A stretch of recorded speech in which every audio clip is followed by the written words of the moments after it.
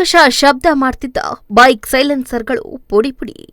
ಬೆಳ್ಳಂಬೆಳಗ್ಗೆ shock ಕೊಟ್ಟ ಚಿಕ್ಕಬಳ್ಳಾಪುರ ಪೊಲೀಸರು. ಜಪ್ತಿ ಮಾಡಿದ 110 ಸೈಲೆನ್ಸರ್ಗಳು ಜೆಸಿಬಿ ಅಡಿಯಲ್ಲಿ.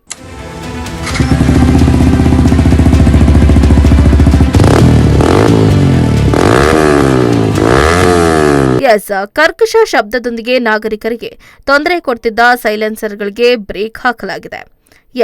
ಚಿಕ್ಕಬಳ್ಳಾಪುರ ಪೊಲೀಸರಿಂದ ಸೈಲೆನ್ಸರ್ಗಳ ನಾಶ ಮಾಡಲಾಗಿದ್ದು, ಚಿಕ್ಕಬಳ್ಳಾಪುರ ನಗರದ ಡಾಕ್ಟರ್ ಬಿಆರ್ ಅಂಬೇಡ್ಕರ್ ವೃತ್ತದಲ್ಲಿ ಸೈಲೆನ್ಸರ್ಗಳನ್ನು ಜೋಡಿಸಿ ಬೈಕರ್ಗಳಿಗೆ ಶಾಕ್ ಅನ್ನು ಕೊಟ್ಟಿದ್ದಾರೆ.